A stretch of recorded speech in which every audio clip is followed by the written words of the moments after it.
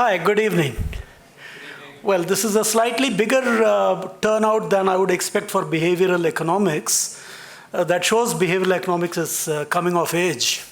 Thank you very much for being here, and it's such a pleasure to be here this evening with a very young economist.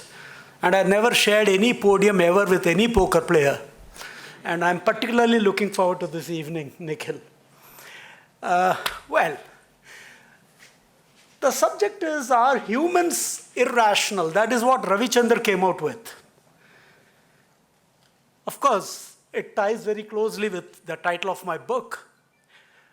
So the question is, why do we even wonder, are humans irrational? What exactly differentiates humans from animals, if you ask that question? You would say, well, maybe we are a little more thinking as people, we think more consistently, we think a little more logically, we think a little more rationally as compared to animals, or at least some may think that. Now, if so, that would make humans probably more rational than irrational, because there is some pattern to their thinking processes. That's what one would think.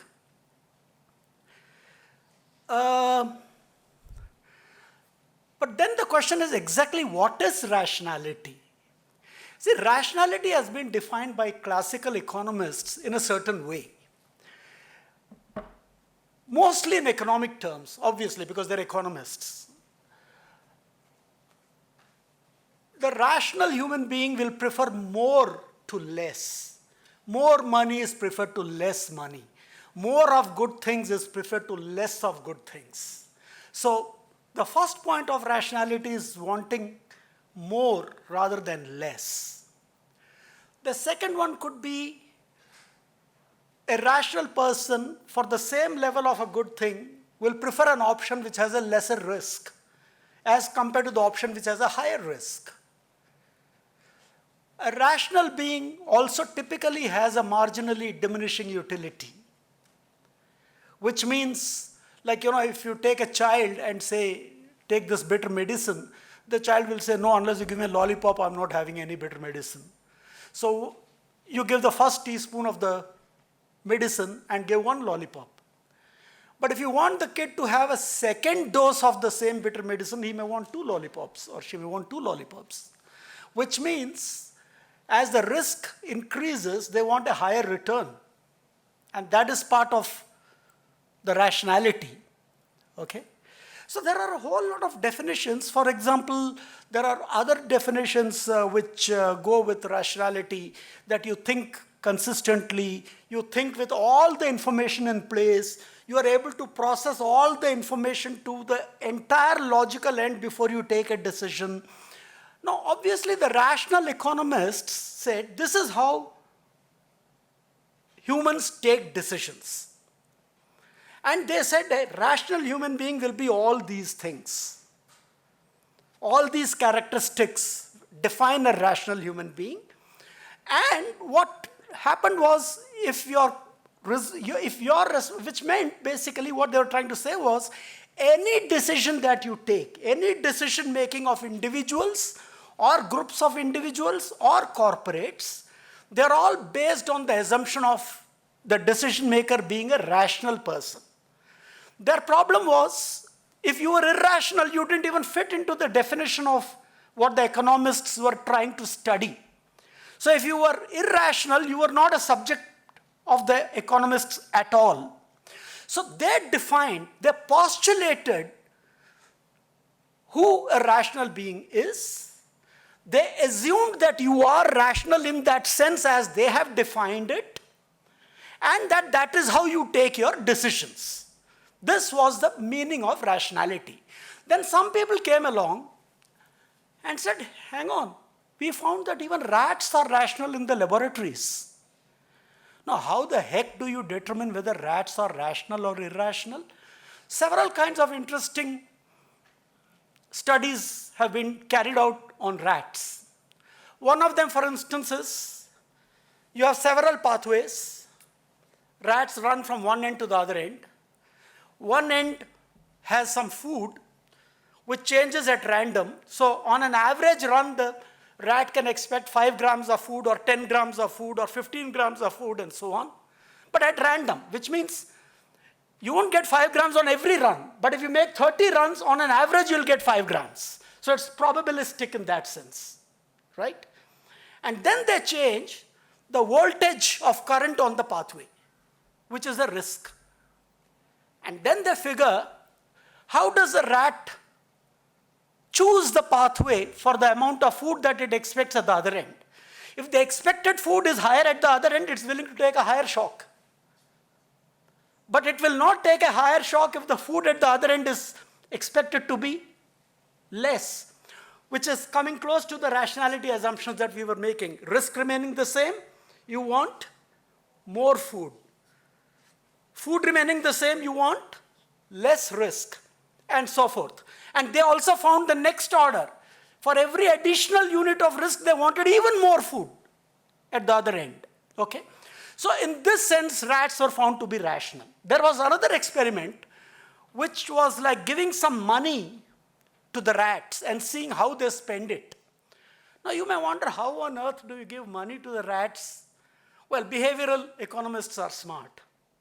Kogel was the guy who came up with this experiment where a rat there could be 2 levers in a cage. It taps on one lever, and maybe after 2 taps on that lever, it gets a certain quantum of food. On the other lever, after 1 tap maybe, it gets some water.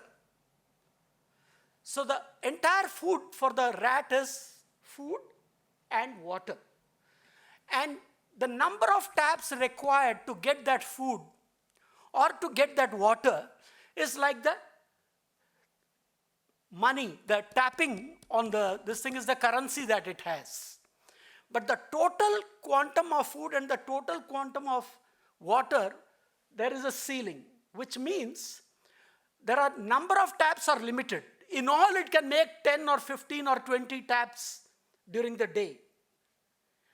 Then what they do is, they change the composition of the taps required to get food or water, which means my total taps is my daily income, but how many taps I make for either food or for water is the money that I'm spending. And when they changed this, they found the rats very quickly learn to budget their taps to maximize the food intake or maximum utility, satisfaction of the food intake. If you make the food more expensive by asking for more taps, total number of taps is limited. So it has to make 6 taps to get food and only 2 taps to get water. Very soon the rats learn how to optimize the taps between the food and water so as to maximize the utility for themselves. It is in this sense they said that the rats are rational because, like the definition of the rational human being, rats are also utility maximizers. They maximize their satisfaction. They take their decisions on the number of taps based on what maximizes their utility. So once they said rats are rational, that begs the question, does that mean humans are also rational? Well, we do carry out a lot of tests on rats, and then the next thing is, before you know it, it's a human beings on the field experiments. So if a medicine works on the rat for some cancer, it's supposed to hopefully work on human beings also. So going by that, you might say that if rats are rational, so should the humans be. But then again, you may scratch your head and say, hang on, a rat is a very simplistic animal, right? Not terribly high on IQ, especially if you compare with humans and so forth. So if rat is a simple animal and therefore rational, we are complex animals. Why should we be behaving exactly like the rat does? Right? So you can again argue it either way. So you still don't have an answer. Are humans irrational or rational for that matter? And that is what this book tries to answer. If you want a final answer to that, you need to read the book to understand, especially some chapters, to understand what makes us irrational. But what makes us irrational is a consistent sort of irrationality. We are not randomly irrational. There is a pattern to the irrationality. That means Maybe we are rationally irrational. Or then it begs the question, or could the economists have been wrong after all? Give you an example. Supposing I ask you, I'll toss a coin, not the poker player, the rest of you. I toss a coin, heads, you get 1,000 rupees. Tails, you pay me 1,000 rupees. How many of you will take the game? Raise your hands. Heads, you win 1,000. Tails, you lose 1,000. Simple. The simplest probabilistic game, toss of a coin. How many of you will play the game? You can see very few, 2 or 3 hands are raised out of some 40, 50, 60 people here. Now, why is it? It's a symmetric game. Rational economists will tell you that you should be indifferent. We should have had half the people raising their heads. Because we are indifferent. If we are indifferent, that means we will go either way, which means half of us, we are all a random selection of the same population. Half of us should have said, yes, I will play the game. Other half should have said, no, I will not play the game. But there were only 3 hands up. Why is it so? Obviously, we are not rational in the sense we are postulated to be rational by the economists. So why do you not want to play this kind of a game where $1,000 you win at the toss of a coin or lose at the toss of a coin?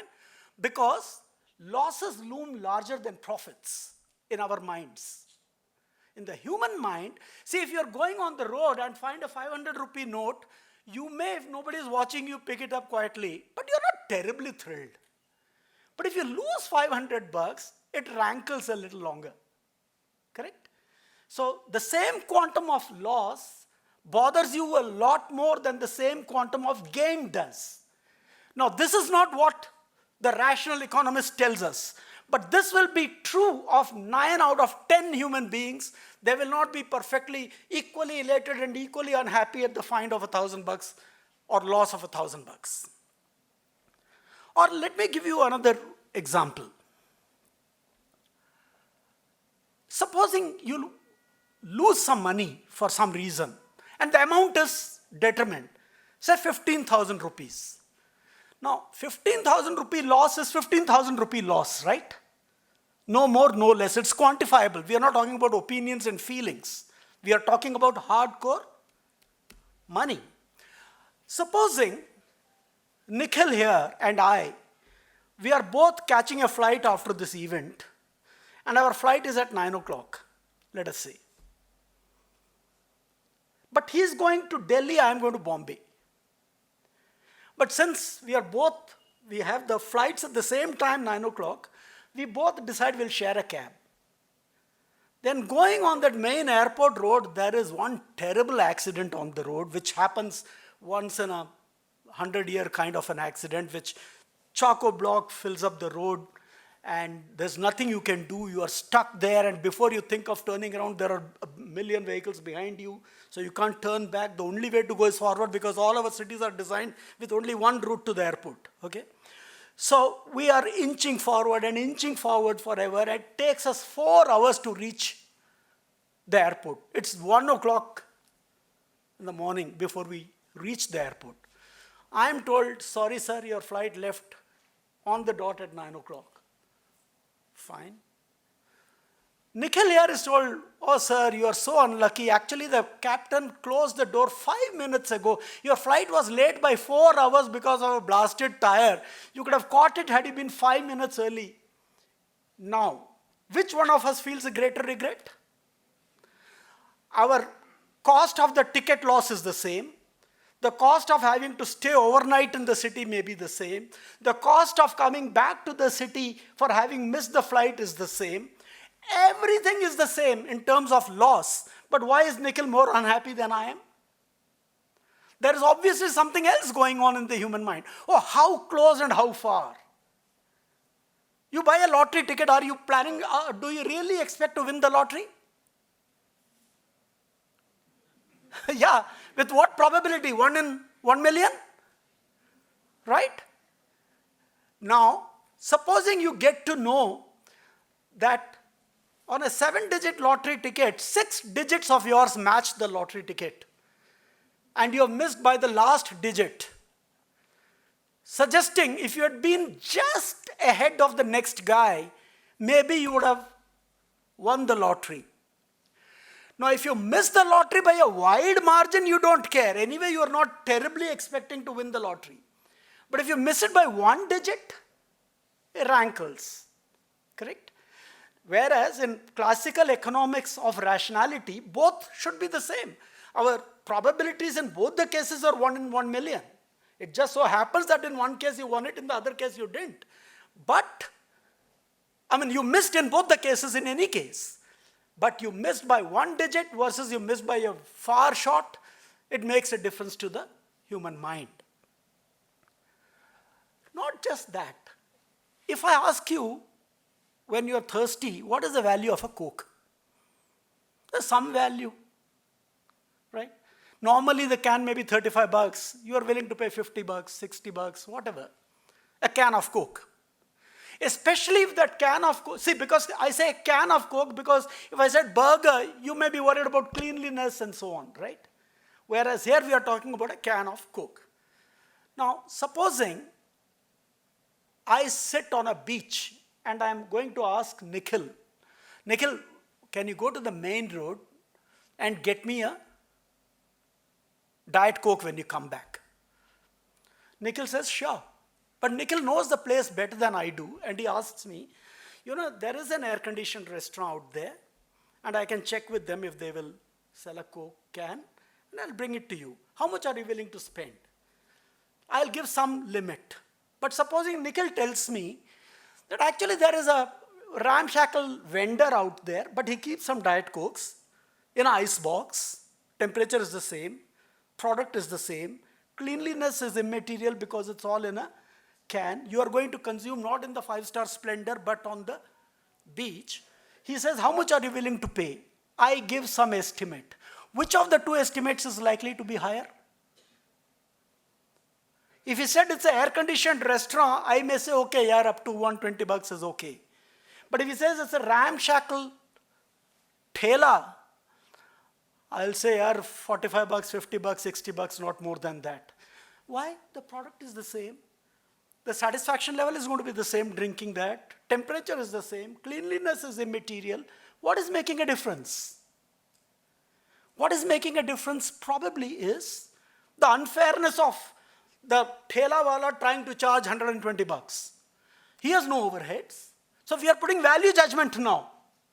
We are not able to take a decision pure. See, if you are a rational economic being, you should have said it doesn't matter. You'll just give one limit, $120, whether thela or air-conditioned restaurant, I don't care. But in reality, that will seldom be the case, and it has been experimentally proven by the likes of Thaler. This is Richard Thaler's experiment. You will read about that in the book. So, are you being irrational in giving a lower limit to the thela wala and a higher limit to the air-conditioned restaurant? Neoclassical economists will say you are being irrational because rationally your limit should be the same. But do we really believe that we will give the same limit? No. So then the question is, are we being irrational if we give different limits? And this is a consistent result. It's not one of those things that one guy carried out an experiment and then nobody else reaffirmed it. These have been carried out again and again, and they show the same pattern. You see, many of us, okay, let me give you one other example. Supposing, fortunately, BAC events are free, so we don't need to worry about that. But supposing you wanted to see a play. You've been wanting to see that particular play for quite some time, and you paid an advance ticket. You bought an advance ticket for 500 rupees. Okay? Then you go to the theater to see the play, but you find that, oh my God, I lost the ticket. The question is, will you pay another 500 rupees to buy another ticket if it's available? When asked this question, a lot of people think, oh my God, the play would have been worth 500, but certainly not worth 1,000. So maybe not. A larger percentage of people are reluctant to pay another 500 rupees to see the play. But supposing you go to see a play, you don't have an advance ticket, you just go there to buy a ticket or to see the play. At the window, you open your wallet and you find, oh my God, I had 3 500 rupee notes, now there are only 2 left. Somewhere while, pulling it out of my pocket, I've lost 500 rupees somewhere. And now you are asked, will you pay the other 500 to buy a ticket? Because you still have money. A greater percentage of people consistently and systematically say yes, they will. When you lost a ticket, you were not very keen to buy another ticket for the same money, 500. But when you have lost 500 rupee in cash, you are willing to pay another 500 to see the movie. What is happening? Mental accounting is going on. One was the play account. The play was worth only 500 and not worth 1,000. The other is a general loss account. Maybe I even have a monthly budget of miscellaneous losses of 1,500, I don't know. But that had nothing to do with the play. 500 rupee, what I lost was cash. It had nothing to do with the play. So I'm willing to pay 500 rupees to watch the play. Neoclassical economics will never permit you this kind of irrationality. They call you an irrational fool. But the fact is, most of us are like that. So does that make us irrational? As a matter of fact, you have something to worry about if you think in terms of doctors being irrational. I'll tell you why. I don't know if there is any doctor sitting over here, but 2 random samples of doctors taken from the same population. Okay? 2 different samples drawn from the same population of doctors. Because to the same person, if you give 2 different questions slightly altered, it doesn't make sense. So 2 different group of doctors drawn from the same population were asked the following question. One group was asked, a great pandemic is going to hit your town and expected to kill 600 people for sure. Got it? A pandemic is likely to hit your city and 600 people are going to die. But if you use vaccination A, 200 will be saved. But if you use vaccination B, there's a 1/3 chance that 600 will be saved and 2/3 chance that nobody will be saved. See, what you are saying is, if you use, what is that? The Pune, you use that, and then you find that 200 will be saved. But if you use the Hyderabad one, you are told that there is a 1/3 chance that all 600 will be saved, but there is a 2/3 chance that nobody will be saved. And doctors are asked this question, and which vaccine do you think they prefer? A, which says 200 will be definitely saved, correct? The other set of doctors are asked the question as follows.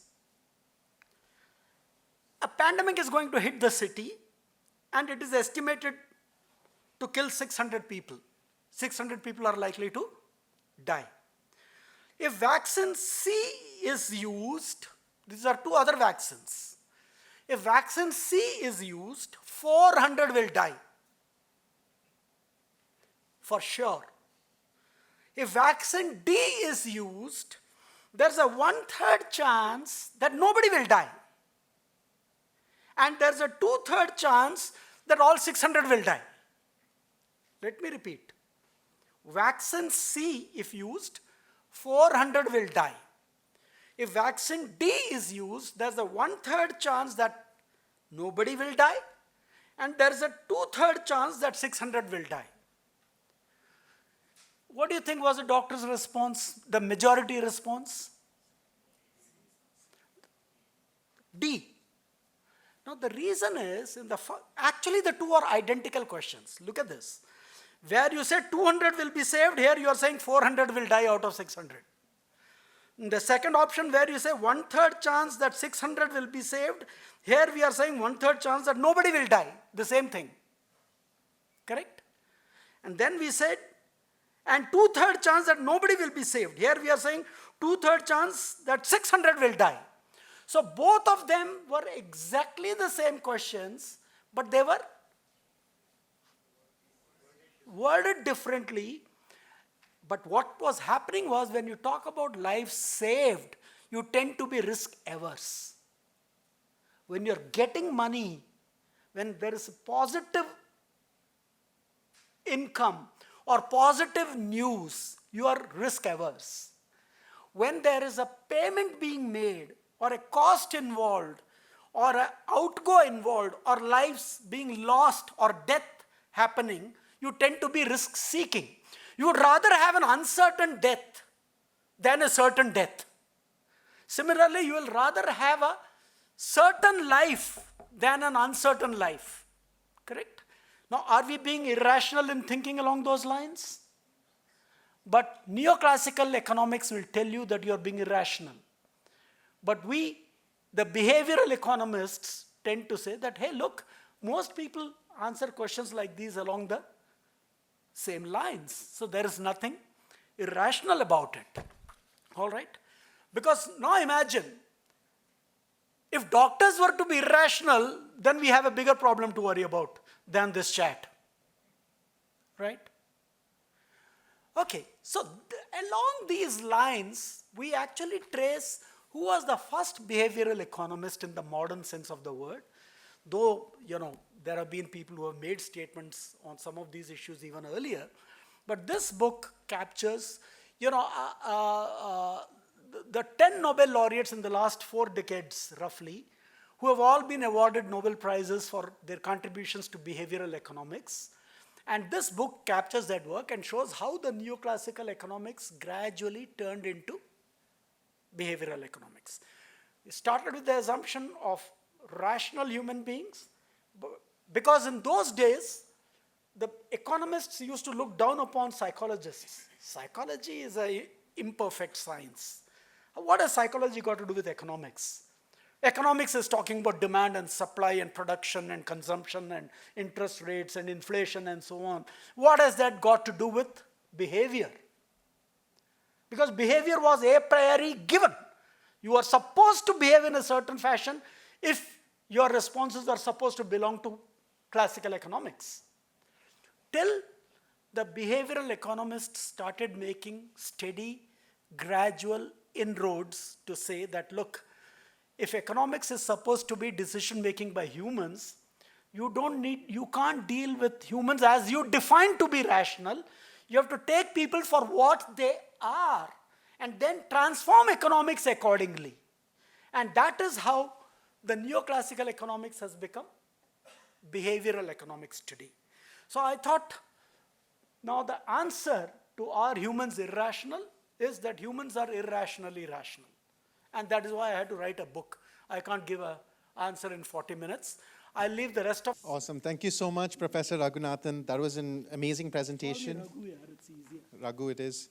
And thank you all for being here today on your Friday evening. As Lekha mentioned, the jury's still out on whether it's rational for you to be here today on a Friday evening. And it'll only be for you to decide at the end of today. My own journey into behavioral economics was very simple. I was doing my undergrad in economics, but I discovered poker at the same time. And anything that could help me with my poker game was fair game. So I took game theory from economics, but most of the rest of economics just assumed a bunch of stuff. Behavioral economics began to actually tell you something about human beings. And I'll tell you something about poker players. They're very irrational. They're nothing rational about their choices. So a journey into... The second reason was very simple. It was around the time of the great financial crisis. And if you mentioned to people that you were studying economics, nobody invited you to dinner. But if you mentioned that you were a behavioral economist, suddenly you got a dinner invite and everybody wanted to talk to you. So the way we'll play this today is we'll maybe do 20 minutes of chat and then we'll open it up to questions, 15 minutes. I'm going to prime you all, so get your questions ready. We have a mic. And if there are no questions at the time, I'll just randomly pick a person. Thank you so much, Reminds Raghu. me of my classrooms. Yes, exactly. Raj will testify. It's very effective. It's very effective. This was such a great book, and reading it, for me, it was like a primer in the history of the field. One of the frustrations I always had studying economics was how these models would assume rationality and then write 30 more pages about almost what I felt were fictional agents and fictional individuals. What I found, though, was to try to read some of this work, I needed a background, an economics background, or even a psychology background. Academia in general felt very inaccessible to me, with jargon and a lot of presumed knowledge that's highly specific. You talk about it briefly as well in your own journey of writing this book, version 1 versus the final version.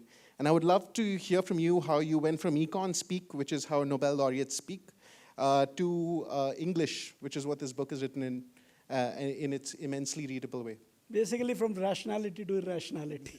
Effectively. Well, Nikhil, that's a very interesting question for me as an author because, this is a COVID book, period. It was written fully during the COVID period. And it happened because actually I was writing another book. I was wanting to write one book, but what was coming out was a different book. I don't know if you get what I mean. I wanted to say this, but what was coming out compulsively was something else, and I was frustrated. And I said, no, I have to lay off this and think of something else. And when you think of what to write, you typically think in terms of, okay, what is it that I can write about, Behavioral economics is something that I was teaching for almost 25 years in Europe and elsewhere, and I would play many of the games which are there in the book with the students in the MBA classes and so on, sometimes replacing money with the grades. Grades mimic money very well, You want more grades to less grades and all of that. So anyway, so I said, all right, I had reasonably read 70% of the works of the leading behavioral economists. So I would have to do some marginal reading, of course, but I thought this was an area I could think of. But then the question was, how do you make a beginning? Behavioral economics, there are at least, I'm sure Nikhil will have a better number, he's a younger man with better memory, I'm sure. There must be at least 150 leading people writing on behavioral economics worldwide. And there are thousands, if not hundreds of thousands, but thousands of articles and books on the subject. So where do you make a beginning, So then suddenly, in a moment of aha experience, it came to me, why don't I look at, because I remembered Thaler having been a Nobel laureate, I remembered Kahneman having been a Nobel laureate, I remembered Tversky having missed it, though he did all the work with Kahneman, he had missed it. I knew Schiller was a Nobel laureate, I knew Ekerlof was a Nobel laureate. I said, hey, wait a minute, if I can think of 5 or 6 names off my cuff, let me look at how many Nobel Prizes in economics were given to behavioral economists. Then I went back, I counted 10 starting from 1978, nobody before that. So between 1978 and 2020, there were about 10 Nobel laureates who had been cited in their Nobel Prizes for their works on behavioral economics. So I said, okay, now I have a peg to hang the book on, so to speak. Okay, there is some kind of a coherence to the theme. So when I wrote the book, obviously when you're, of course, fortunately for me, since I'm an adjunct professor at the Schulich School of Business, their entire library was available to me online. And you see, these days, even to buy one article of a Nobel laureate, one article, you may have to pay $60 to $75 to access one article. I have more than 325 references in this book. There is no way I could have written this book without access to that library. But in an inspired time frame of 3 months, exactly 3 months, I wrote the first draft off. I'm not a fast reader, but while I was reading these articles, just the relevant sections would jump at me. Oh, this is what I need to catch.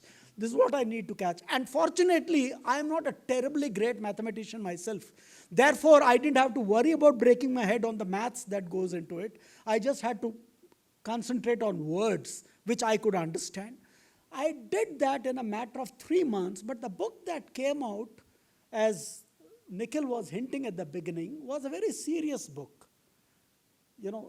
Very academic book. The problem with academic books is you can't even crack a joke. Academics don't get it.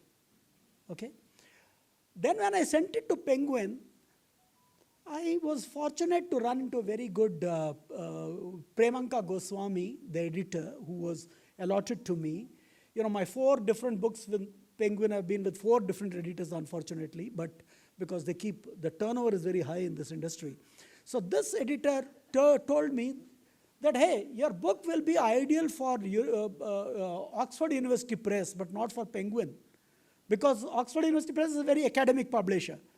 It will be read by 235 academics in the world. That's it. Okay? And if you're in India, maybe Sage Books, maybe 430 will read it. But he said, if you want it for Penguin, you got to lighten the language. This was the challenging part. I had to rewrite the entire book, and it took me longer than the first draft. I took almost 6 months rewriting the book, giving funkier titles, cracking jokes, making it more conversational, and making it easier, and throwing out jargons as much as I could, and using English instead, as you said. So yes, it was a difficult journey, but it was a fun journey. And it was, and the result, thanks to Premanka Goswami, is there. And I also personally, I do like this book, even if I say so myself. But it has come out to my satisfaction. It may not, bust the chart in the world or something, but I love the book. And as somebody who has read the source material as well, I will say your book is so much more readable than any of those papers. But then that does pose the next question, which is sort of, I guess, why? Why is this an important book? You mentioned in the book that policymakers, decision makers, founders, students, this is a book applicable for everybody to understand sort of the history of our understanding of human behavior. I'd love to better understand then what you think the significance of this type of behavioral literacy is to these archetypes or these people in this general audience. Yes. You see, if you understand behavioral economics soundly, you can actually put it to use. Okay? You can put it to use in policy making. If you recall, Niti Aayog had set up a whole behavioral economic cell.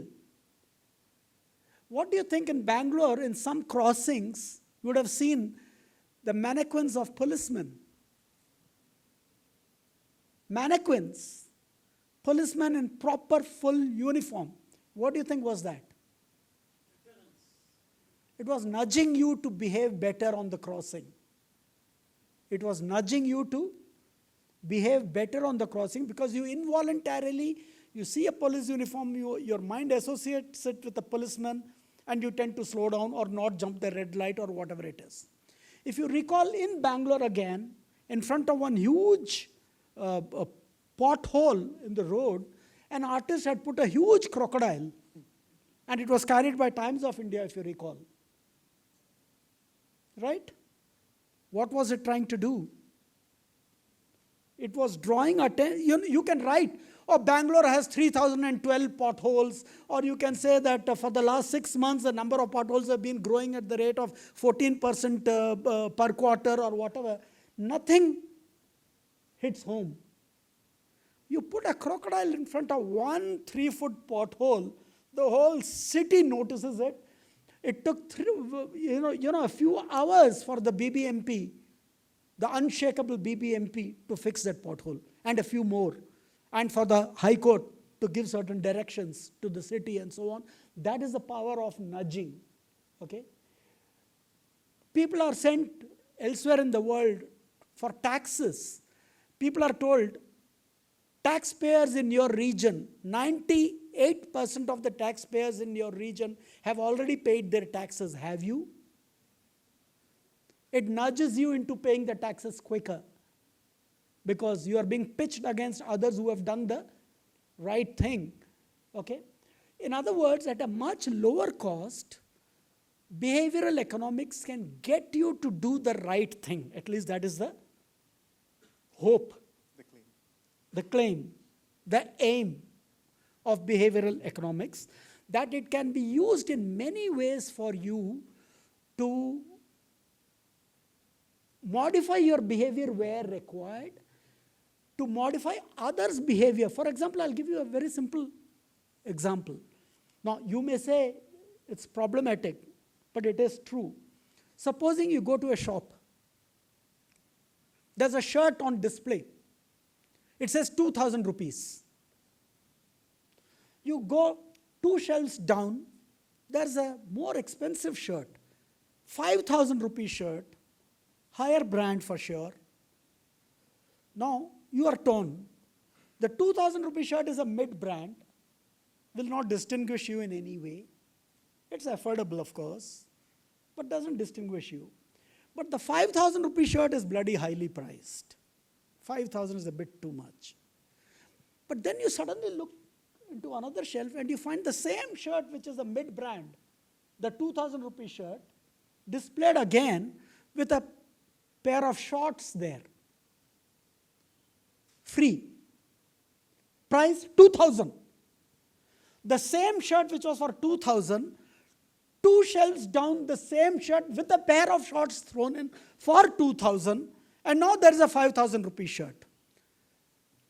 Your mind was confused between the 2,000 rupee shirt and the 5,000 rupee shirt. So you are unable to make a choice in a jiffy. But you see, 2,000 rupee shirt, the same shirt plus a free short, your decision making is easy. Oh my God, it's a bloody steal. Before these guys find out and change their mind, let me buy it. The fact is, they were not planning to sell the 2,000 rupee shirt or 5,000 rupee shirt in the first place. They were to nudge you into buying the 2,000 rupee shorts with the free shorts thrown in, even on which they may be making 40% profit. So you can be manipulated. Or look at the way it's used, where when a magazine says, you pay for a year today, try it for 3 months. At the end of 3 months, if you don't like it, write a mail to us, we will refund your 1-year subscription.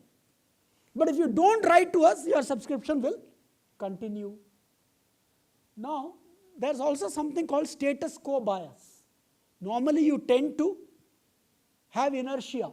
You tend to, you don't want to take action if you can help it. Okay? Status quo bias means whatever you have, you have. You don't want to change it.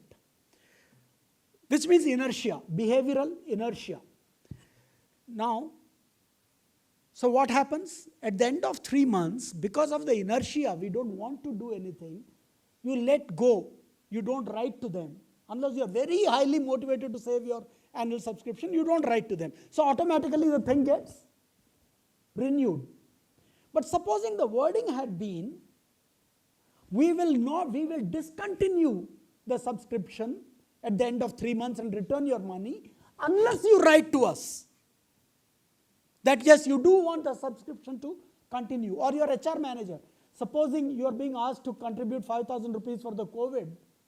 One way of saying it is, if you don't write to us that you don't want to contribute, we will automatically deduct it from your salary. The other option can be, only if you write to us that please deduct the money, we will deduct it from your salary and not otherwise. There's a big difference between the two. Now, you can be manipulated depending on what the HR manager wants from you. Does he want to be more fair or does he want to collect more money? Right? So, behavioral economics can be used in strategic decision making, but there are also problems.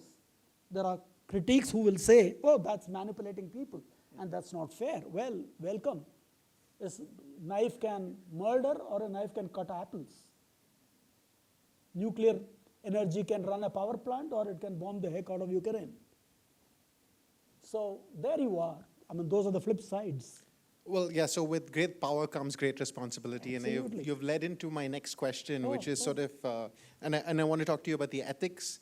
If you're going to, on the left-hand side, talk about the power of nudges, and I think in the example of the person not renewing their the membership, or, unless they write in an email, I'm pretty sure somebody's going to get fired if they made that design choice and said, private sector company. The real question comes now to, there are some small group of people potentially applying behavioral science who understand how this works, and there's almost no really universal set of ethics or a guide for how we should think about implementing these choices, and also thinking about the consequences of the second order effects or the third order effects of these choices. So I'd love to hear from you, sort of first, what is your view on ethics, and is that also going to be your next book, which is sort of like a handbook for behavioral scientists such as myself to apply a checklist of ethics? Nikhil, what you're asking is a profound question. And I'm really not sure ethics can be prescribed. Okay? I think, I see where you're coming from, because it's a very important question. You see, one of the key criticism of nudging, thanks to Richard Thaler's works, nudge, some of the examples I gave were about nudging, is that it suffers from two problems. One is it is paternalistic. Libertarian paternalism is the term usually used for that kind of a paternalistic attitude. We know what is right for you. You are being irrational here. Let me guide you towards a rational decision. Some places it may work. For example, there are urinals with a picture of a fly in the middle so that you aim at it and not wet the surrounding areas. Sure, you are nudging, and very desirable nudge. Elsewhere I saw a very nice, in Mindtree I remember, in the urinal it was written, when you drip outside the urinal, please remember another human being has to clean it. That's a nudge, very powerful nudge. Okay? These are all good nudges, I would imagine. But unfortunately, not all nudges are that pious or that noble. Like the example I gave about the shirt and the shorts. I'd argue it's like an iceberg. 90% of them are pretty coercive and manipulative. But that is true. You see, when anything new comes around, there are as many crooks or maybe more crooks than the good guys planning to see how I can misuse it. And all the more reason why you should learn about it so that you can avoid that pitfall. For example, there's something in behavioral economics called anchoring effect. Anchoring effect says, you see, somebody is asked, how many countries are there in Africa? And two samples drawn from the same population, both are asked the same question. But before asking this question, they play a roulette. And in one case, the ball lands in number 37. In the other case, the ball lands on number 78, let us say. And then this question is asked to these two groups, one which encountered the number 37, the other which encountered the number 78. How many countries are there in Africa? Now, number of countries in Africa have nothing to do with where the ball falls on the roulette, right? But they found where it said 37, the average of the guesses of the number of countries in Africa was closer to 37, and where they said it was 78 was closer to 78. This is called anchoring. That when you come across a number which is first coming into your perception, it tends to play a role in your decision which is coming thereafter. That's why they say, if you go for a job interview and the interviewer says, what is your expectation? Often we get into, no, you suggest first, and the guy will say, no, what is your expectation? You tell us.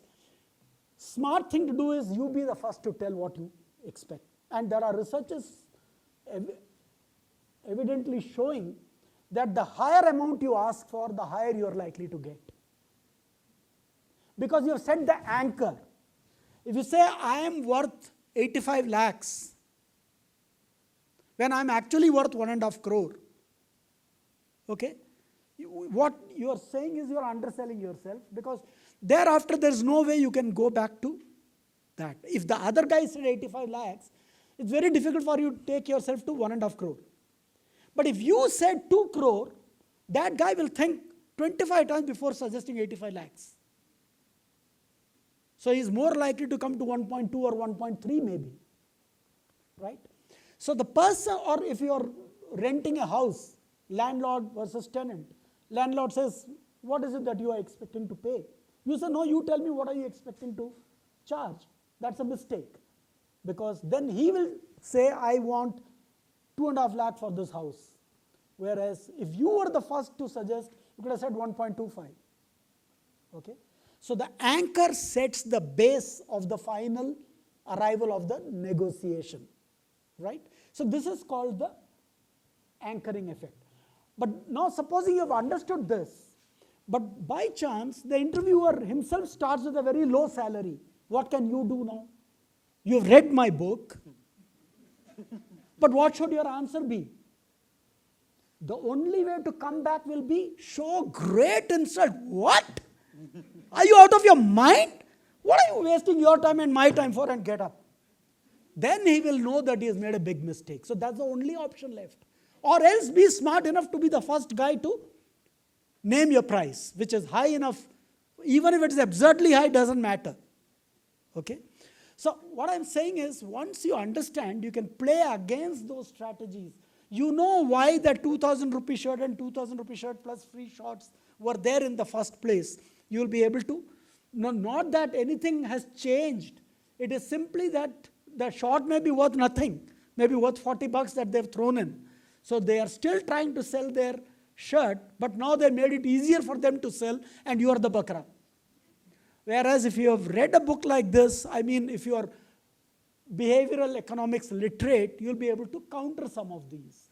So there are many ways, or where you think you can genuinely, for a good purpose, modify people's behavior. Not dripping urine outside the bowl is a very noble intent. Okay? Collecting money for COVID may be a good intent, and you may use it a little bit, but even that is manipulative. But there are degrees of manipulation, and ethics, as I said, ultimately it's higher dharma. Even Krishna was not able to finally say what is ethical. He only said look for what is the higher dharma and go with it, which means smaller dharma is okay. Killing an uncle or a teacher or a cousin is okay as long as you protect your kingdom, right? So ethics is very difficult to bring a book out on. And again, it will be paternalistic. Okay? Yep. Yeah. Well, and the other one was, of course, ways and the means and the ends. Yes, exactly. Sometimes the means, the aims themselves are questionable. Yep. At other times, while the aims may not be questionable, the means are questionable. Okay? So these are somewhat, one can self-regulate and correct. But these are the broad categories of criticism against the application of behavioral economics. But that is bound to be there. We still argue about a lot of things on both sides. Democracy, is it good or bad? So often we say everything that is wrong about India is because of our democracy. And everything which is right about China is because they are an autocracy. So, there are problems any which way. It'll take its time. Yeah. Ethics is something that I struggled with. So the first part of my career was at a development economics agency, Busara Center, where the ends were always justified. So then it was a function of how do we find the means.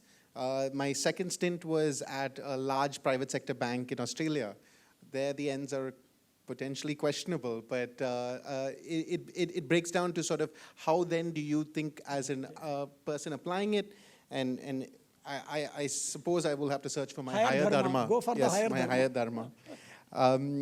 But on the other side of it, I want to also talk about, so right now there's a lot of discussion on the power of nudges, but also the modest effects we've seen in the market or in the world around nudges. Historically or famously, people would say, if you want a 5% increment gain, behavioral economics is your cup of tea and something that will help you.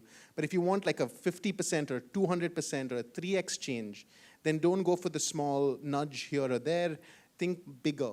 And there has been some criticism most recently, as of this month, from some prominent behavioral scientists around the fact that maybe behavioral science, behavioral economics, even all of the work so far, by Nobel laureates has focused a bit too much on the individual level effects of anchoring here versus altruism there, and not enough at the system level of how we think about designing systems, and also the second order effects your anchoring intervention or nudge might have.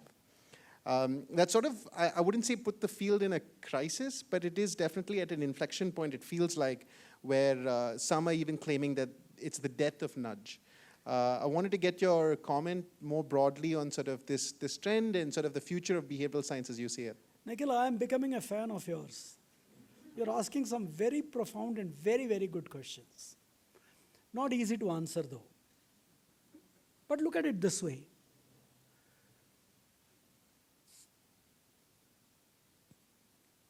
You know, anything new, people tend to exaggerate its efficacy and benefits and so on. Okay? But ultimately the world absorbs it at its own pace. Okay? But the fact is, here also, if you look at Elinor Ostrom or Williamson, information economics, or the tragedy of commons, these are all institutional mechanisms, okay? Or even things like, contracting. How do you contract to modify behavior? Contractual arrangements which will modify behavior, which will reduce moral hazard, and so forth. There are institutional interventions also that many behavioral economists have studied. But what happens is that Richard Thaler or Kahneman and Tversky's kind of work is sexier. Immediately you understand. And school boys are excited. Some schools have asked me to give a talk to them and so on. Now, the fact is the institutional organizational arrangements that you talked about are also there in the picture, and this book concentrates on those as well. But again, even though I am saying that these are sexier, I have also devoted more pages to Kahneman and Thaler. Okay? Because they have done, the sheer body of work is so enormous that you can't but do it. For example, in this book of 250 pages, the rest of the 50 pages are references and so on. Have you seen Think Fast and Slow? Think Fast, Think Slow? It's a thick book. It takes 3 paragraphs in this book. Okay? So, and then I have about 30 pages for Kahneman. Okay? So that shows the amount of compressing that one has to do. So the body of work is enormous, and that suddenly gives people a hope, as if behavioral economics will set every problem of the world right. No. I'll give you a small example. Behavioral economics is a more esoteric subject. A simple thing. Have you seen people in the villages drawing water from wells? Or pictures of them? Or shots of them? Or, there are people standing at the lip of the well, and just with brute arms force, they are pulling the rope out. We see them in villages even today, or even if it's through a pulley, they are just pulling it. But until the bucket has come on top and they pulled it, there is no relaxing for the person drawing the water. Now actually, there is a very simple mechanism of a small pulley through which the rope also passes, which has a fly. So when you let the rope down, the fly comes down and the rope goes down, takes the water and it's coming up. And if you stop at any point, the fly catches the rope with the friction. So one way the fly goes down and the rope goes down. But when the rope comes up, the fly is with friction. It stops the rope, so that if the person pulling the rope wants a little bit of rest for the arms, they can actually do that. What percentage of Indian wells have that fly attached? I'll guess 15%. It will be even probably lower, of that order. Now, this is the simplest mechanical intervention one can think of. Why? And this was probably discovered God knows when. We haven't been able to change everything. But then we expect that behavioral economics, which is 30-year-old, will change all the problems of the world. It's not going to happen. You know, against nudge, there's also something called sludge. Nudges, what smoothens a decision-making process, what lubricates the decision-making process in the general direction of the desirable behavior. Sludges, why do you think banks make it impossible for you to navigate their Product list. the customer support system? Anything but support. They'll say 1, 2, 3, 4. But your problem is nothing to do with the 4. And Citibank, for example, will never allow you to talk to a human being, no matter what. You cannot talk to a human being, full stop. That's sludge for you. When I change my mobile phone, my number portability goes with it these days at least. But if I change my bank, with every bank, I have 10 other parameters. The limit for this account, for that account, for that account, for the predetermined payments to transfer every month. There are and the limits for each of those and so on. The transaction limits and the daily limits. There are 50 different inputs with every bank. If I change my bank from one to the next, why is it that this entire thing cannot be ported to the other bank? It should be possible. With today's technology, it should not be too difficult. But that is sludge for you. Somebody sitting somewhere doesn't want things to move that easily. So there is that friction also. So not everybody wants behavioral economists or those who understand behavioral economics to have their say. Yep. Okay? So that's the friction. And I'll give you another example for the audience of sludge. So if anybody's ordered on Swiggy, when you're ordering on the ordering page and filling out your basket, the app will tell you when you're eligible for a discount. It'll show it in green. And then the minute you hit that number, whatever it is, it'll sort of say, yay, congratulations, you're saving this much money. You go on to the next screen, and it's not automatically added to your bill. There's an innocuous little button that you have to click into and then go and apply That's sludge for you. It's a little bit. Exactly. Yeah, you're right. Exactly. And maybe they don't want... So these are the reasons why the transformation is being slower than you will expect. Understood. Yeah. So I'm going to open it up to audience questions very soon, so get ready. Fastest finger first for the first person. But in the meantime, while the audience is getting ready, I'm going to throw in one last question.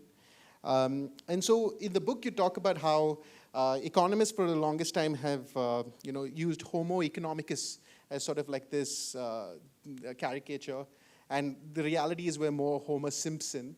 But you make a very smart and interesting, you draw the importance of culture, and you say maybe we should actually be Homo culturalis. In that frame, I would love to hear your views on the impact of culture on behavior, how far we've gotten on generalizing human behavior.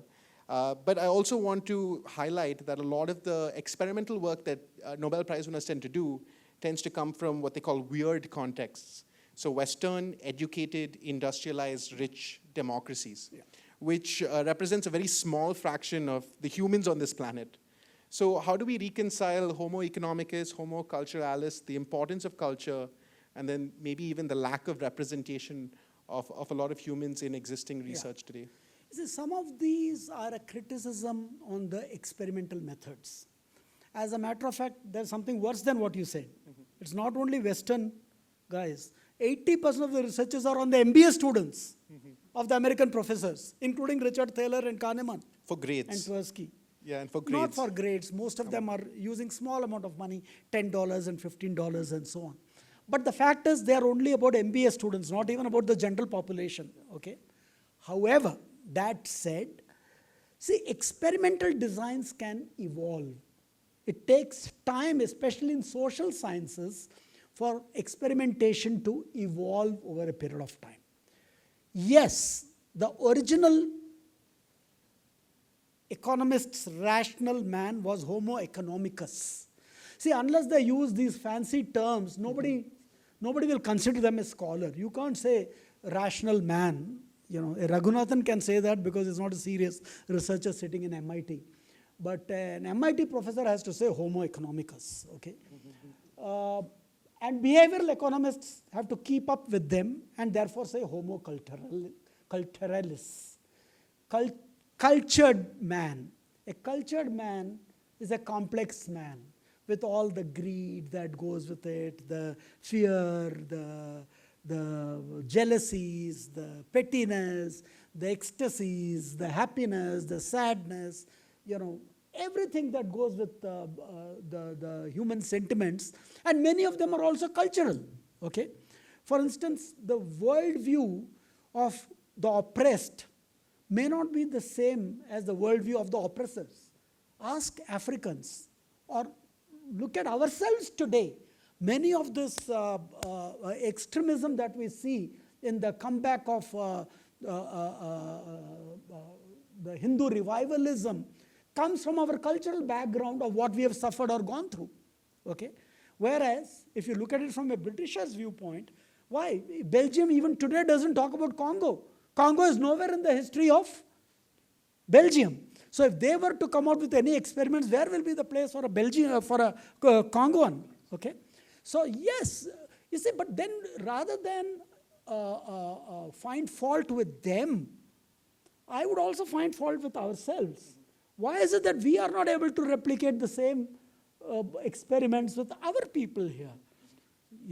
So after all, today, India is one of the biggest markets in the world.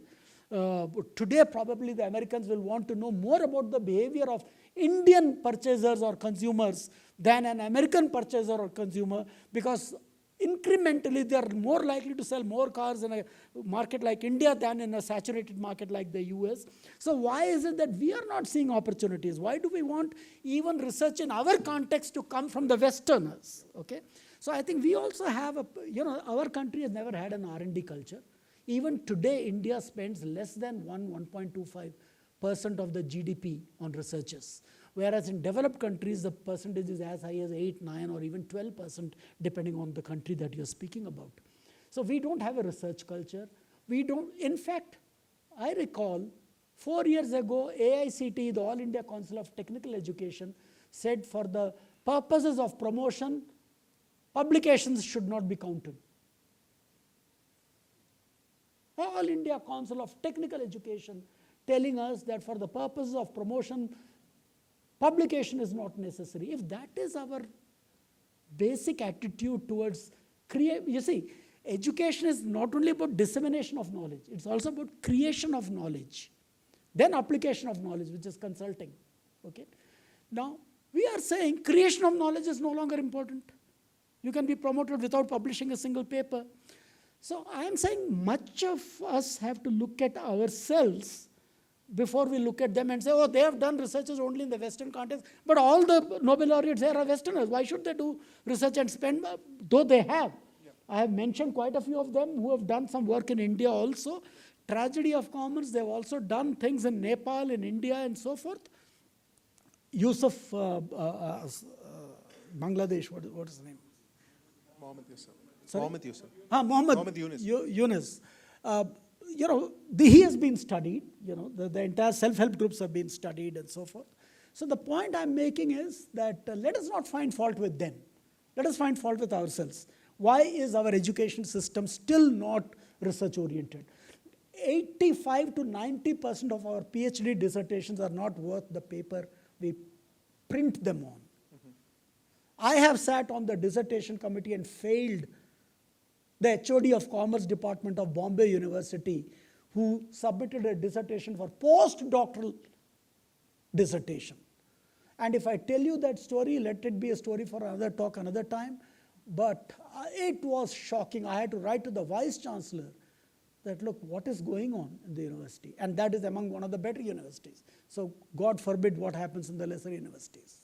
And if this is the HOD of Commerce Department, what do you expect of the commerce students there? So we have a long way to go ourselves.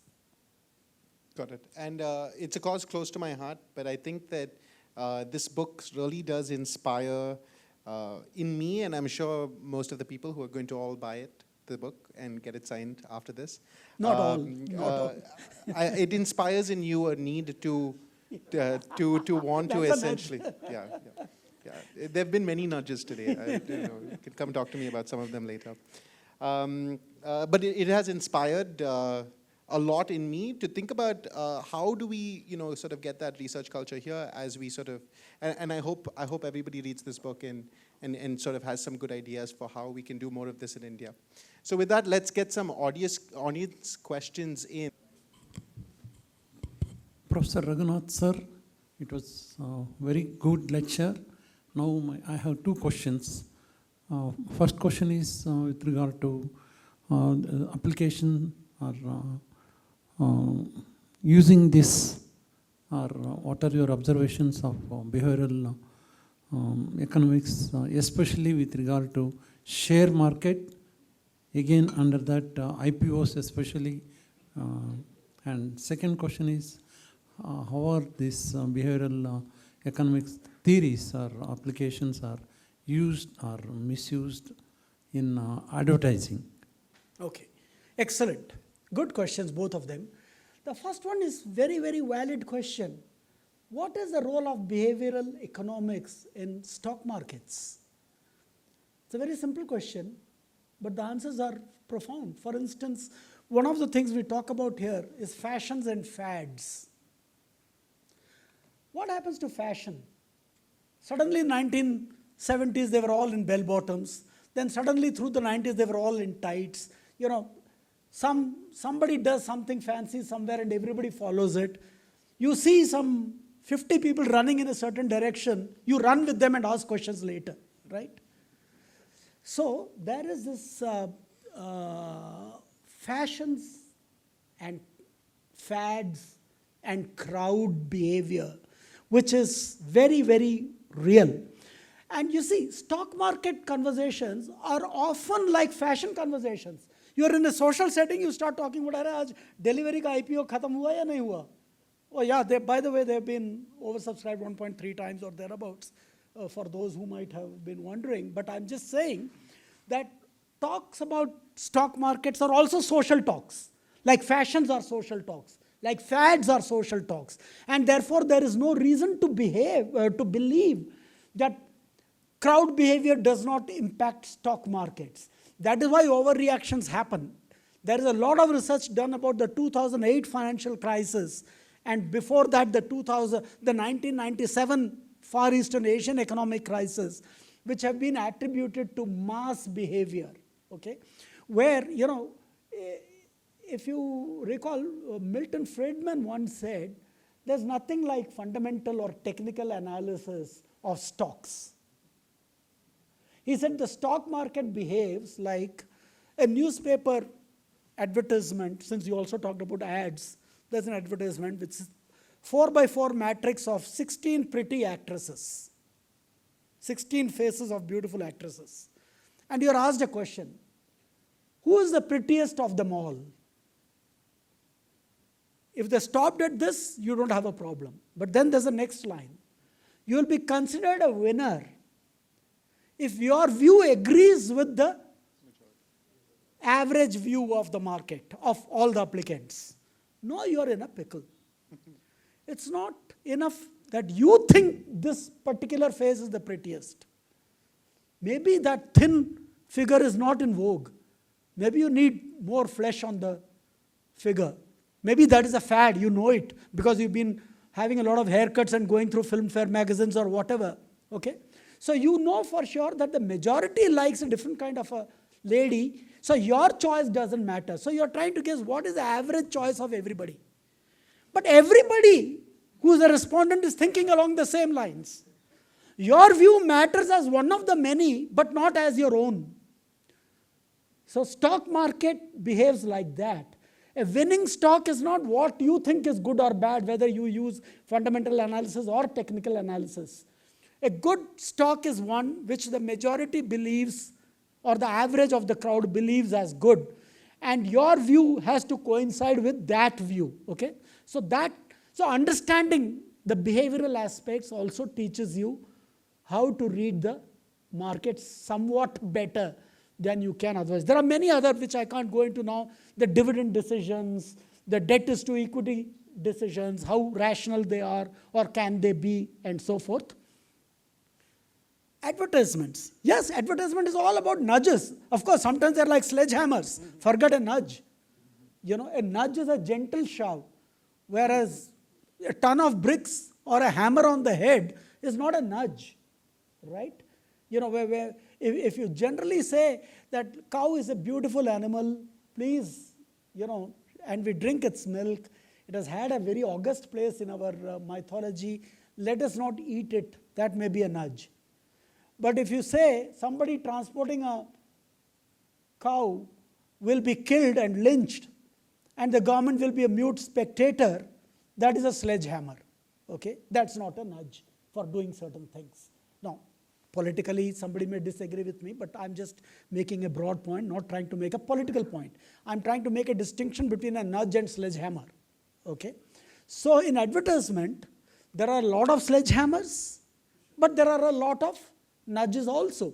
Because the whole idea, see, by definition, we are an idiot if we base our decision on an advertisement. Because which advertisement will say, my product is shoddy, but please buy it? Nobody will say that, right? 99.93% superior. Now, what the goddamned hell does it mean? It makes your teeth white by 99.98% or kills 99.99% germs. Who has gone and counted the number of germs in anybody's mouth and saw which of the 0.01% escaped? Exactly. So what I'm saying is, advertisements by themselves are oxymorons if you believe in them. Okay? Because their whole idea is to sell what they want to sell. If you are going to fall head over heels for seeing an ad and therefore go and buy that product, God save you. Read the book. Yeah. Yes. Thank you, sir. Thank you.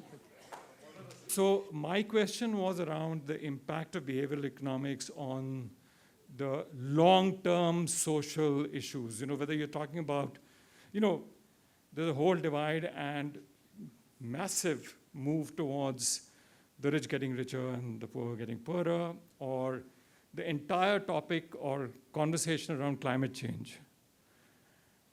There is, I don't know, I've not read much about behavioral economics. I'm going to start with your book. But is there something which is happening? Is there a body of work which is happening which is actually going to make an impact in these arenas? Absolutely. Yes, Sanjay. Thank you. In fact, you will find some answers to your questions in the chapter on Ostrom and Williamson. Okay? Because they have worked with the commons. You see, commons are, for instance, a village pond. Whom does it belong to? Nobody really. It belongs to the community as a whole. Community as a whole, as a matter of fact, even our housing societies are commons. Except that in our commons we say, if I live on the ground floor, I will not pay for the maintenance of the lift because I don't use it. Now, how do you encourage cooperation?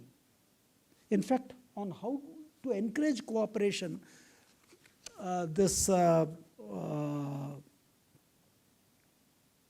Ostrom, for instance, has something very interesting to say.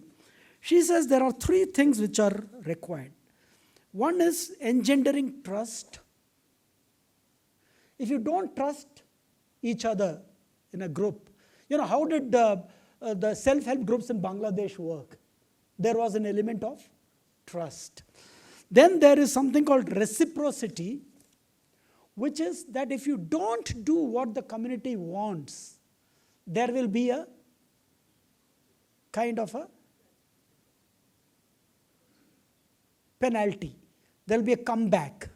If there is zero comeback, in your society, people are walking the dogs but don't clean up the poop.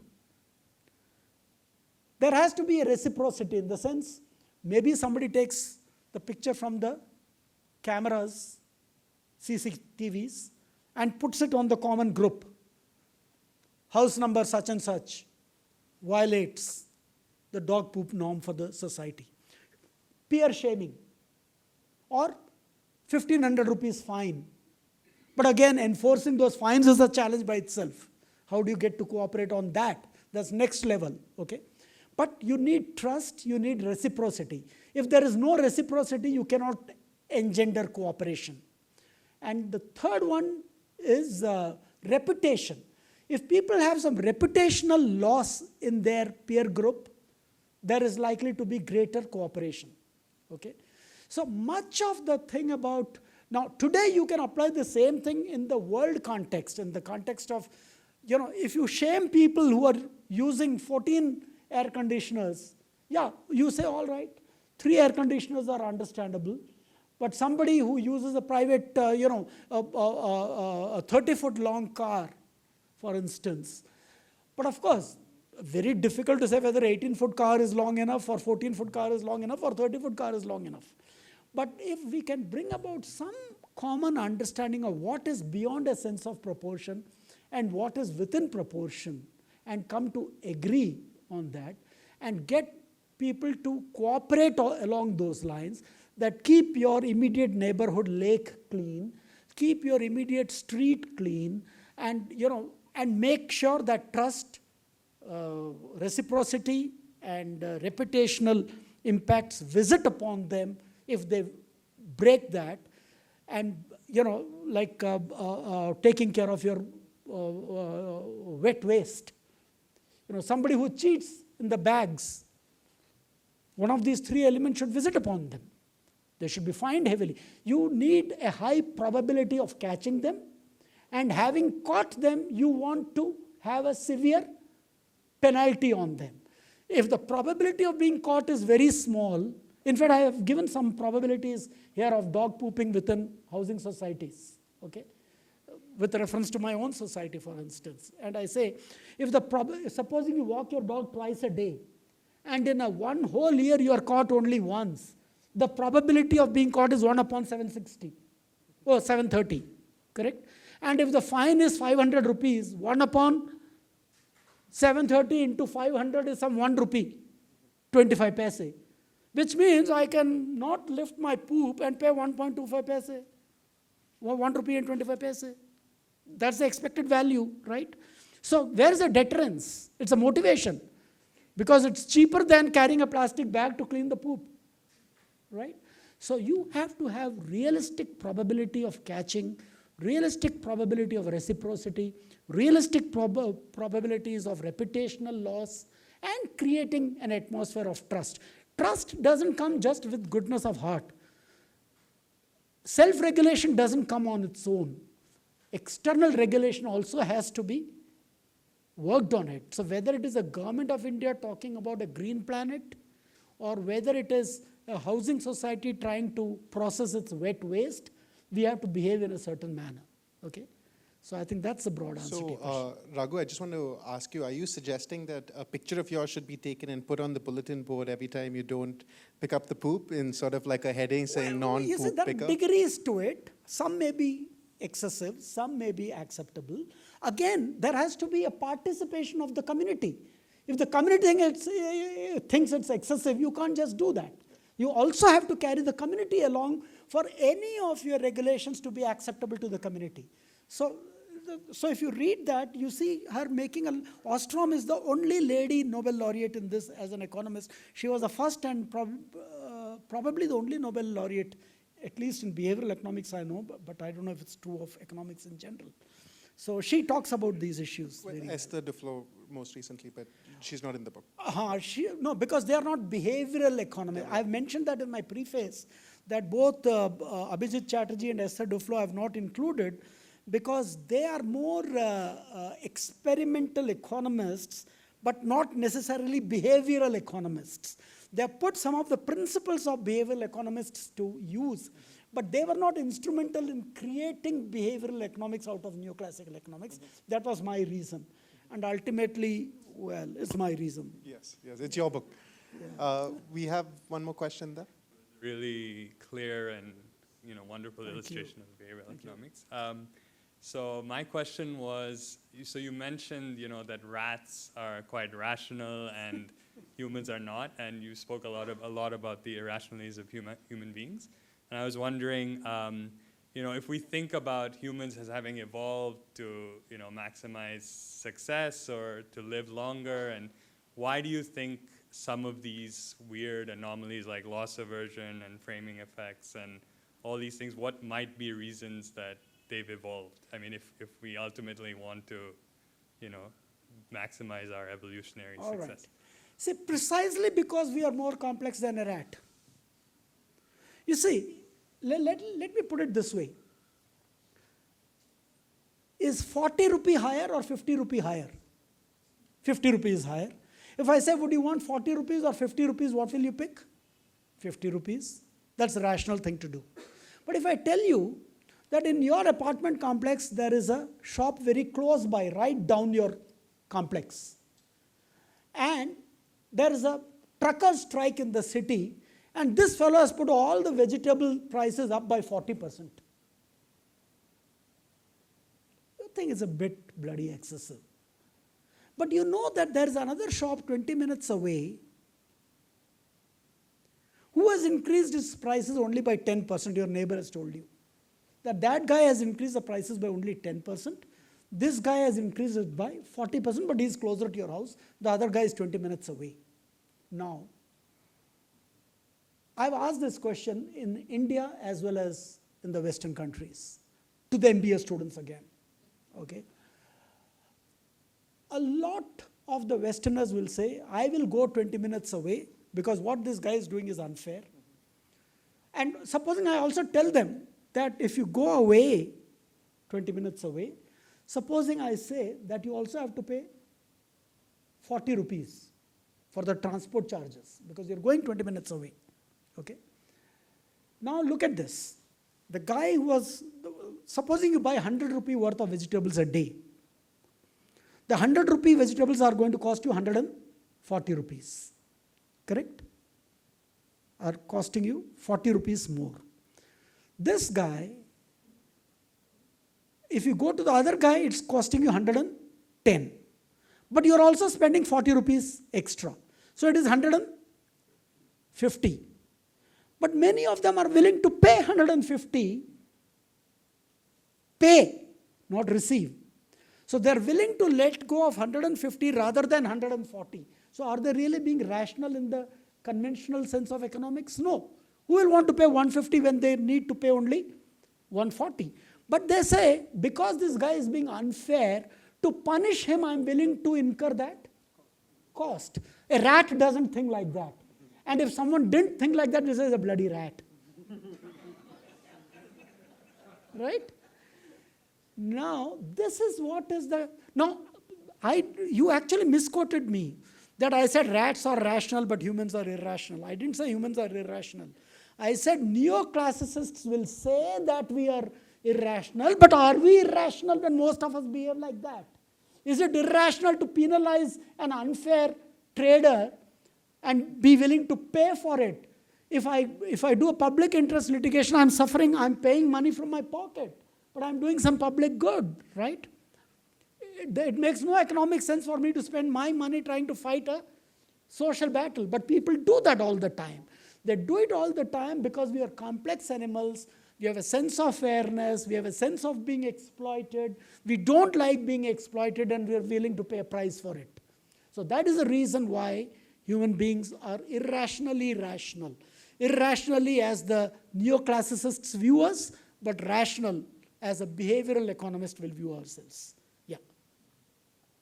Yes. Good evening. So my area of application is somewhere more oriented towards the warfare.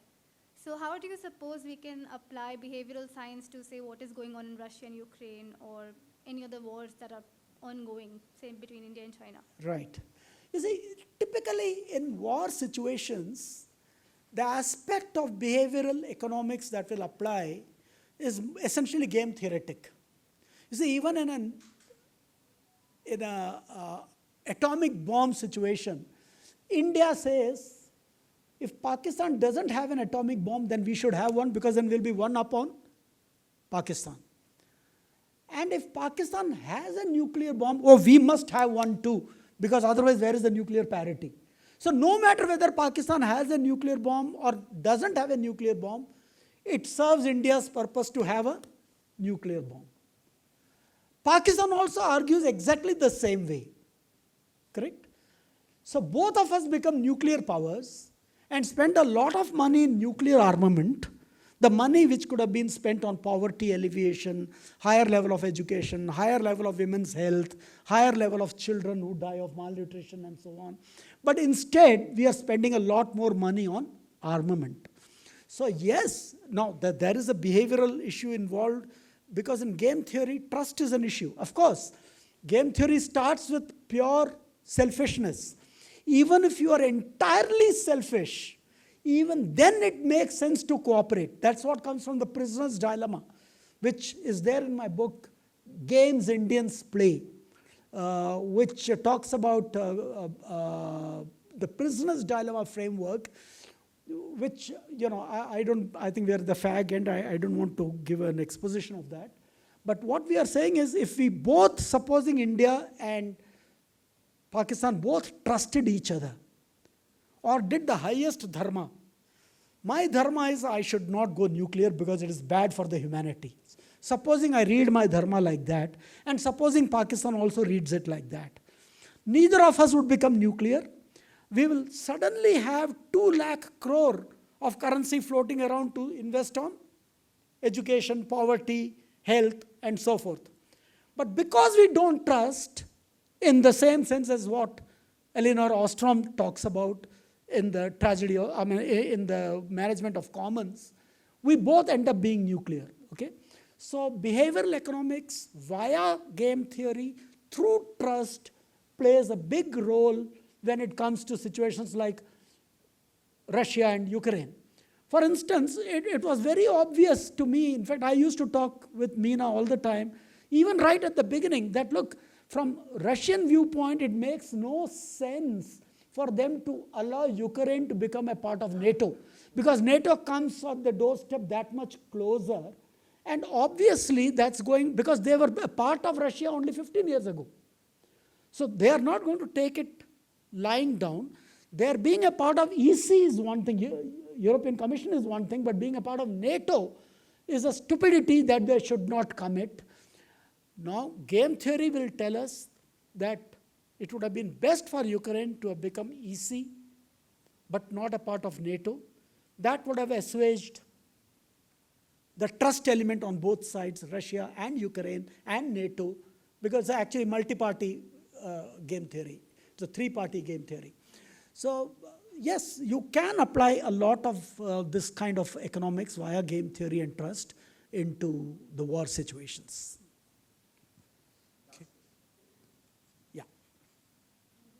Thank Good you for evening. the lovely talk. Hi, So, thank you.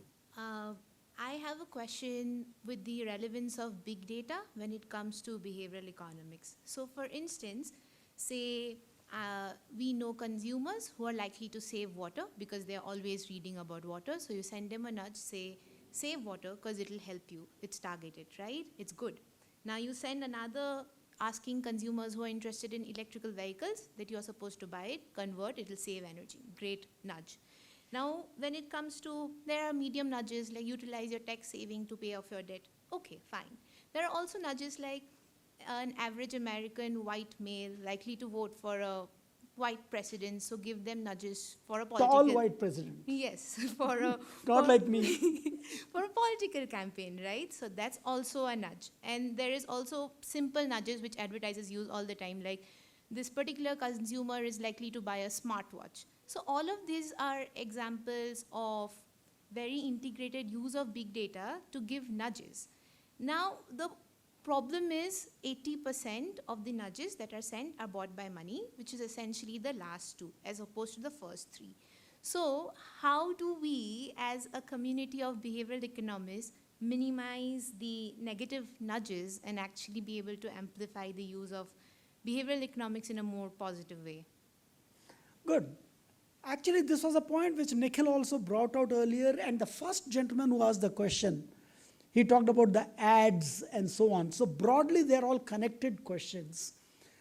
You see, of course, the one advantage with big data, of course, is, one thing here is, while the researches are on small data typically, the application is on big data.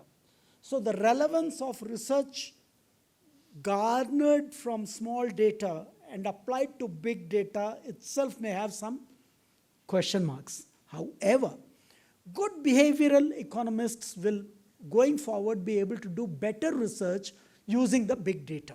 Okay? Once they get the big data results, of course, in some ways it will also be more potent application of undesirable effects of behavioral economics on that huge humanity which is over there. Now here, it's the same value system that will have to kick in among behavioral economists. You say, I can imagine a movie 5 years hence, one dark lord, but he's a great behavioral economist using behavioral economics for all the wrong things in life, and one big hero like Kahneman who comes around saving the world using behavioral economics. So it's quite possible that we may have villains of behavioral economics, we may have heroes of behavioral economics, and then a whole shade in between, 50 shades of gray in between, okay? So, but of course, these are all part of the flip sides of any new development. Even though behavioral economics has been on the march for the last 40 years, it has really come into its own only in the last 10 or 15 years. And neoclassical economics is more than 100 years old. Classical economics almost 300-year-old from the Adam Smith times, 250-year-old. So behavioral economics is still young. It's still a puppy. We have to wait and see. Yes, I would like to believe that there will be a lot of sage voices which will also kick in as the misuse starts increasing. So, and beyond that, we don't know. We don't know tomorrow whether Putin is going to use a nuclear bomb on Ukraine or not, or on somebody else for that matter. With Finland and Sweden joining NATO, you don't know what may happen 5 years from today or 10 years from today. So that we have to wait and watch. And no expert who pretends to be very sagacious and far seeing into the future can really be trusted. So I'll make no bets. Yeah. Spoken like a true economist. So thank you so much, Raghu, Thank you, for Nikhil. a wonderful I should thank day. you. And thank you all for being such an amazing audience and spending your Friday evening with us. Nikhil, you'll go a long way. Your questions are amazing. Thank you. Thank you very much. Thank you. Thank you all. Thanks a lot.